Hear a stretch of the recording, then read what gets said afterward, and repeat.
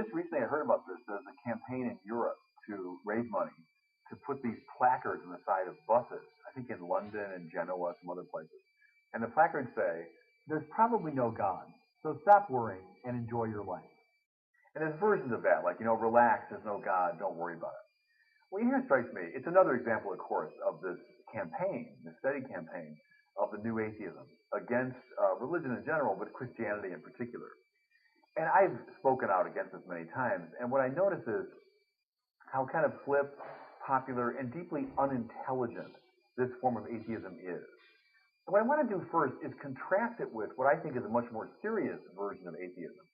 Go back to the mid-20th century and the work of the existentialists, Jean-Paul Sartre and Albert Camus and others. Well, they disbelieved in God. I mean, they argued strongly against the existence of God, but they were more serious about it. They weren't just playing at atheism. They saw to the bottom of it. They knew that we have in us a deep desire for fulfillment, truth, goodness, justice. In other words, for God. But since there is no God, then, as Sartre said, la vie est absurde. Life is absurd.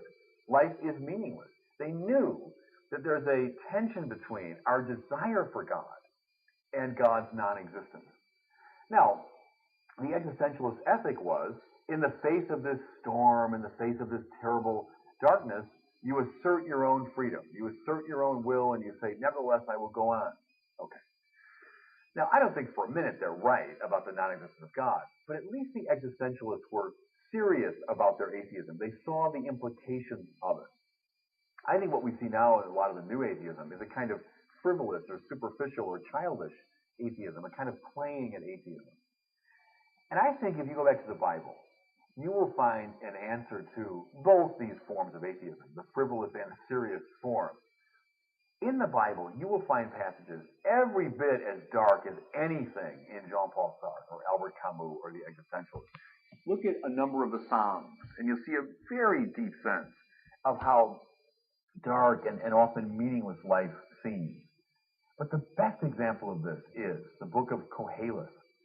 Koheles is an old guy, wizened, done it all, seen it all, experienced it all, had it all.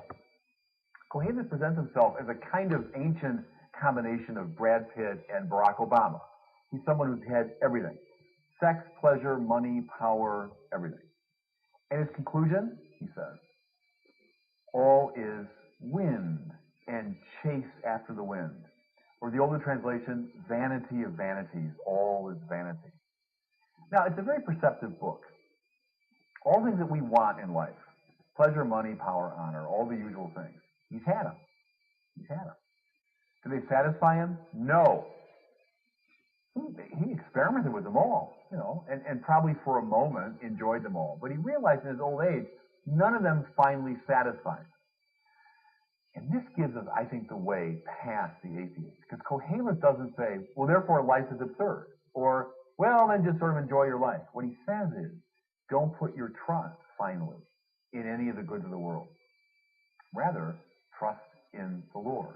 Reorder your life to God, and then you'll find true joy. Think of a dog, for example, who's eaten his fill, who is properly sheltered, has a nice family around him. That dog is utterly content. That dog just falls blissfully to sleep. We're not like that. If, as the atheists claim, we're just clever dogs, we're just animals with bigger brains, then we would be satisfied when we have enough of food and drink and sex and pleasure and shelter. And we should just fall asleep blissfully like any dog. But the thing is, we don't. In fact, precisely when we get all those things that animals want, we're not satisfied. We want something more.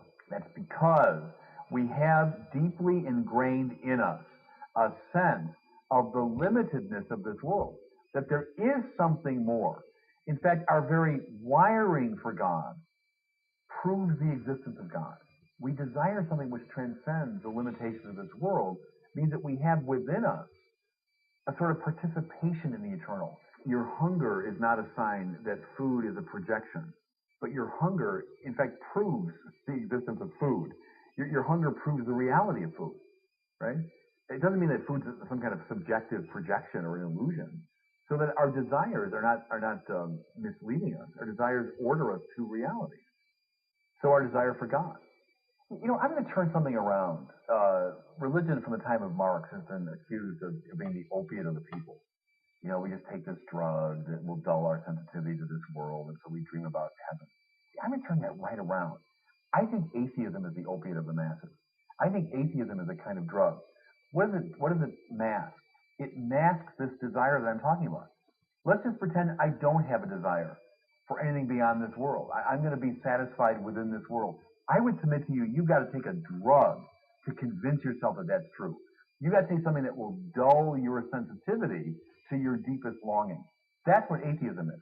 You want the opium of the masses. It's precisely this trivial atheism that says, oh, just, relax, enjoy your life, take this, just pretend there's no God.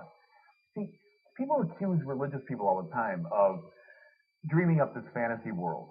See, but atheism itself is a kind of fantasy world. Wouldn't it be nice if there's no God and I can simply find my satisfaction in this world? Wouldn't it be nice if there's no absolute moral demand? Wouldn't it be nice if I could determine my life? See, I'll turn the tables in that argument and say, well, you're denying God out of your deep psychological need. Stop taking the drug that dulls your sensitivity to the very deepest longing of your heart. It's religion that says, stop taking the drug and wake up.